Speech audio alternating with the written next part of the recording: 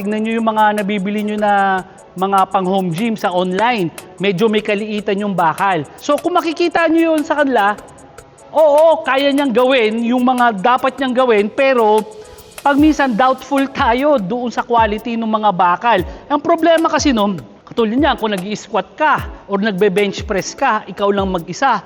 Tapos, ang bigat ng binubuhat mo at dahil maliliit yung bakal ng equipment at maninipis, what if na-disgrasya ka tapos ikaw lang mag-isa?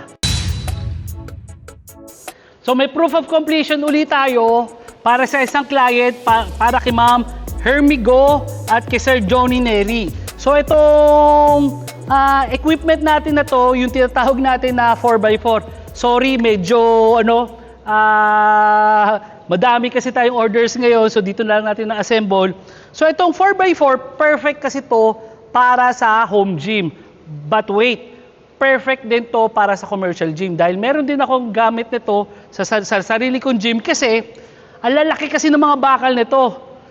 3x3 na mga tubular, tapos stainless ang gamit natin. Sa sobrang laki niya, kaya niya talaga kahit mabibigat na mga bakal.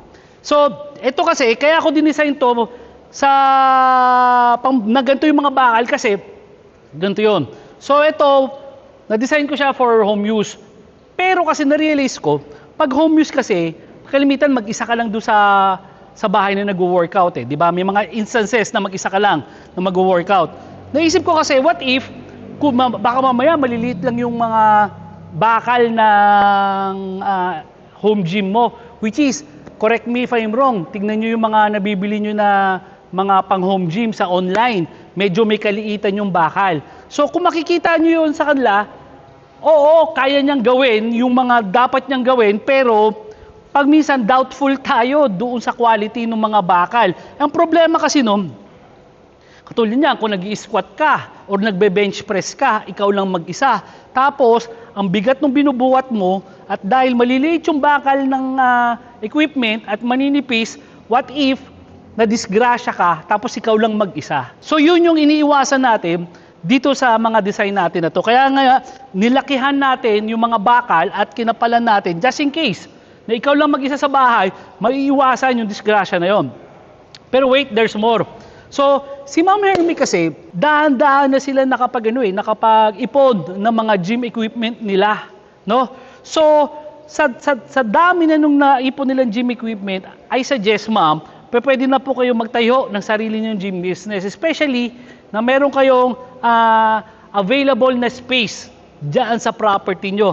Tapos kahit ilagay mo pa sa third floor yan, Ma'am, yun hindi ko nasabi, kahit ilagay mo sa third floor, fourth floor, fifth floor, yung gym mo, pupuntahan ka pa rin ng tao. Bakit? Kasi isa ang gym business doon sa mga business na pwede mo ilagay dyan sa matataas na lugar na yan nang hindi magre-reklamo yung mga kliyente mo. Bakit? Kasi ang pinunta talaga nila dyan sa gym mo is para mag-exercise. So yung pagpanik sa hagdanan, warm up na lang yan. Oops, wag lang mag-leg day, mahirap bumaba. Joke lang. So anyway, yun yung maisasuggest ko kay Ma'am Hermie at Sir Johnny. Just in case na ma-realize, maisip nyo magtayo ng sariling gym business, pwedeng-pwede itong equipment na to na magamit sa gym business nyo. Kasi itong quality, makikita nyo, pag deliver nyo, itong quality, itong mga gamit na to, talagang pang heavy duty na commercial gym siya. So, kung meron kayong sariling pwesto na pwede nyo tayuan ng gym, at may spare kayo na pang-invest para sa mga equipment, highly suggest ko magtayo kayo ng business. At kung wala kayong maisip na ibang business, bakit hindi nyo i-consider yung gym business? Sa gym business kasi, isang beses ka lang mamumunan.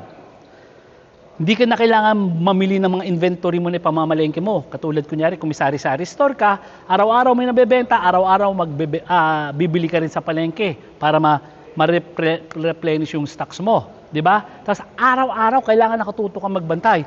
Ito, hindi ganito ang gym business na to. So again, Ma'am, I hope ma-consider nyo yung pagtayo ng gym business. At sabi ko nga, Ma'am, ang equipment na in-order mo is pang home gym o equipment mo is gagamitin mo sa commercial gym, pare-pareho ang trato namin sa mga clients namin. And sabi ko nga, Ang pinagkaiba namin sa ibang mga fabricator, manufacturer, ako mismo yung kausap nyo. So yung may-ari mismo kausap nyo, kaya hindi ganun kamahal yung mga presyo namin eh. Kasi wala kaming ahente.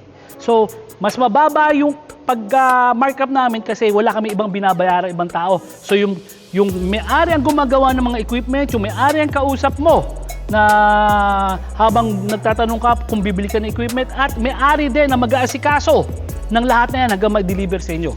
Ako po si RP ng Jim D po. Gandang araw po.